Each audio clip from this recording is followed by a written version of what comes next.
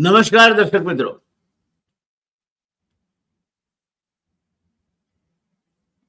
હું ડોક્ટર જયનારાયણ વ્યાસ. ફિલ્મ જગતમાં અમિતાભને સદીનો મહાનાયક કહેવામાં આવે છે. બરાબર તે જ રીતે રાજ કપૂરને શોમેન કહેવામાં આવતા હતા. એની બધી જ બાબતોમાં ભપકો અને લોકોની આંખોને આંજી દે તેવી ભભક રહેતી હતી. મને કોઈ સરખામણી કરવાનું કહે તો હું ચોક્કસ કહું કે આપણા પ્રધાનમંત્રી નરેન્દ્ર મોદી એ ભારતીય રાજકારણના છેલ્લા 5 દાયકાઓમાં થઈ ગયેલા જે કોઈ પ્રધાનમંત્રીઓ છે, જે કોઈ રાજનીતિજ્ઞો છે, એમાં સૌથી મોટા શોમેન છે. જબરજસ્ત એ પોતાની જમાવટ કરી શકે છે. અવસરમાં પલટાવે તો ડાયો કહેવાય, પણ આ તો આફતને અવસરમાં પલટાવી મૂકે છે. એના સામે તમે ઈંટ ફેંકો તો એ ભેગી કરીને મકાન બનાવે છે. અને અત્યાર સુધી 1914 થી વડાપ્રધાન તરીકે અને 2001 થી ગુજરાતના મુખ્યમંત્રી તરીકે એમની આ શોમેનશીપ ચાલી છે. બધાને ખબર છે કે માત્ર શોમેનશીપ છે. એમાંની કેટલીક વાતો તો નયા જૂઠાણા છે, બહાર હવે આવવા માંડી છે. પણ આમ છતાંય ભારતના રાજકારણના છેલ્લા 5 દાયકાના સૌથી મોટા શોમેન તરીકે જો મને કોઈ નામ પૂછે તો હું બેઝિઝક કહું કે એ નામ છે નરેન્દ્ર દામોદરદાસ મોદી. દોસ્તો, 4 જુલાઈએ મોદીજી ગુજરાત આવે છે. સાણંદમાં 3જા સેમિકન્ડક્ટર પ્લાન્ટનું ઉદ્ઘાટન છે. આ વિકાસનું મોટું પગલું છે.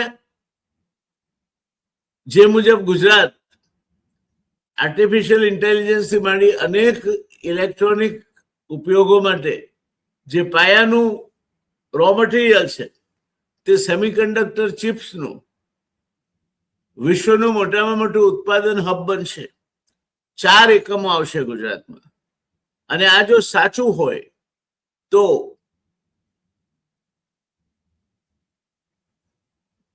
સાણંદમાં 3જા સેમિકન્ડક્ટર પ્લાન્ટનું ઉદ્ઘાટન આ વિકાસનું મોટું પગલું છે કે પછી ચૂંટણી પહેલા નો શો ઓફ? સીધી વાત કરીએ દોસ્તો, સેમિકન્ડક્ટર પ્લાન્ટથી હજારો નોકરીઓ આવશે, ટેકનોલોજી આવશે, ગુજરાતનું નામ વિશ્વમાં ચમકશે. વાઇબ્રન્ટ ગુજરાતમાં હજારો કરોડના એમઓયુ થાય. આ ગુજરાત મોડેલની તાકાત છે. પાવર ડિમાન્ડ માત્ર 29,000 મેગાવોટ. આ વિકાસની સાબિતી છે. પણ સવાલ એ છે કે આ રોકાણોનો લાભ સામાન્ય ગુજરાતી સુધી પહોંચે છે ખરો? કે પછી એ માત્ર કેટલાક લોકો પૂરતો જ સીમિત થઈને રહી જશે? અદાણી વિકસ્યા, પણ અદાણી વિકસ્યા એની સાથે ગુજરાતની માથાદીઠ આવક વધી છે ખરી? ના. અદાણીની માથાદીઠ આવક બિલકુલ આકાશને આપી ગઈ. પણ એનાથી ઘરના છોકરા ઘંટી ચાટે ને ઉપાધ્યાયને આટો, ટ્રમ્પભાઈના દીકરાને મળી આવે ગૌતમભાઈ અદાણી, વ્હાઈટ હાઉસમાં કઈક કુલડીમાં ગોળ ભંગાય અને એના ફળ તો બીજા કોઈ ખાવા વાળા બેઠા છે. ત્યારે આ રોકાણોનો લાભ સામાન્ય ગુજરાતી સુધી પહોંચે છે કે માત્ર કેટલાક લોકો સુધી? ખેડૂતોની સમસ્યા શું છે? યુવાનોની બેરોજગારી અંગેની વાત કેટલા અંશે ગંભીરતાથી આને કારણે ઓછી થશે? વિરોધીઓ આને લઈને હુમલો કરે છે અને વિરોધીઓનું આ કામ છે એવું કહેવાય છે. વિકાસ સારો છે દોસ્તો, પણ જો તે સર્વસમાવેશક નહીં હોય, જો અદાણી એમના મહેલમાં બેસીને કે બીજા કોઈ ધનકુબેરો એમના હજારો કરોડ રૂપિયાના મહેલમાં બેસીને સેંકડો કરોડ રૂપિયાના વિમાનોમાં ઉડાઉડ કરીને 5 પકવાનોના થાળ જમવાના હોય અને બીજી બાજુ 80 કરોડ કરતા વધારે ગરીબીની રેખા નીચે જીવતા લોકોને આ દેશ 5 કિલો મફત અનાજ આપવાનો હોય તો વિકાસ કોનો થયો? અદાણીનો? કે પેલા 80 કરોડમાંથી એક પણ દાખલો સરકાર બતાવી શકે તેમ નથી કે આ 5 કિલો અનાજ લેતો તો હવે અદાણી બન્યો છે. શક્ય નથી. વિકાસ સારો છે, પણ જો તે સર્વસમાવેશક નહીં હોય તો લોકોનો વિશ્વાસ ટકી નહીં શકે. અને એક દિવસ પેલા કવિની પંક્તિને સાર્થક કરશે કે ભૂખ્યા જનોનો જઠરાગ્નિ જાગશે, ખંડેરોની ભસ્મ કણી ન લાજશે. શું આપણે ગુજરાતને કેટલાક માલે તુજાર ધન કુબેરોના માટે થઈને બેકારોનું સ્વર્ગ બનવા દેવું છે? એક ખંડેરમાં પરિવર્તિત થવા દેવું છે? રોજગારીની આશાએ રઝળતું અને ડ્રગ્સ અને દારૂના રવાડે ચડી જતું યુવાધન ગુજરાતમાં ફરતું હોય તે દ્રશ્યો જોવા છે? શું કરવું છે આપણે? દોસ્તો, વિકાસ રાજનીતિ સાથે જોડાયેલો છે. રાજનીતિ માટે એવું કહેવાય છે કે એ leader should be a dealer in hope. કોઈ પણ રાજનેતા આશા જન્માવનાર હોવો જોઈએ, અને મોદીજી એમાં માહેર છે. એમણે પોટેટો ચિપ્સ નિકાસ કરીને તમે ડોલરમાં રૂપિયા કમાશો એવું પણ કહ્યું છે.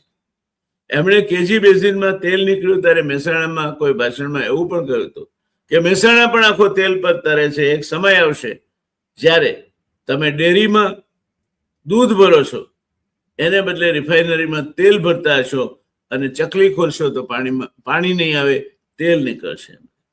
મારો સવાલ છે, તો માણસ જીવશે કઈ રીતે પાણી નહીં હોય? પણ પ્રજા એ પ્રજા છે, એને સપના વાગોળવા ગમે છે. વારંવાર છેતરાવા છતાં જે જય શ્રી રામ કહીને મેદાનમાં કૂદી પડે અને ત્યાંથી લઈને રામ મંદિર અને કૃષ્ણ મંદિરનો ચઢાવો ચોરાઈ જાય, બીજા અનેક જગ્યાએ મંદિરોમાં ચોરીઓ થાય, ત્યારે રામ બોલો ભાઈ રામ કહેવા માટે પણ ન રોકાય. એનું નામ ભારતની શાણી પ્રજા છે, લોકશાહી છે. વિકાસ રાજનીતિ સાથે જોડાયેલો છે દોસ્તો, પણ તે વિકાસને છેવાડા માણસ સુધી લઈ જવો જરૂર છે.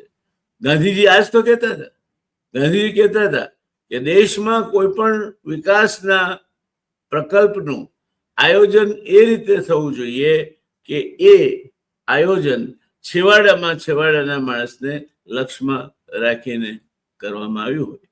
અત્યારે અદાણી છેવાડાના માણસ નથી, એવા અનેક અદાણીઓ છે. આ તો અદાણી નમૂનારૂપ દાખલા રૂપે કહું છું. તો દોસ્તો, ગુજરાત માટે 4 જુલાઈએ મોદીજી આવશે ત્યારે આપણને વળી પાછા ગુલાબી સપના જોવા મળશે. ગુજરાત માટે પ્રગતિની આ તક છે, એવી એક સોનેરી સોળનું આપણને વેચવામાં આવશે. તમે શું માનો છો? કોમેન્ટ કરો, ચેનલ સબસ્ક્રાઇબ કરો, મારી સાથે જોડાયેલા રહો. હું છું આપનો દોસ્ત જયનારાયણ વ્યાસ.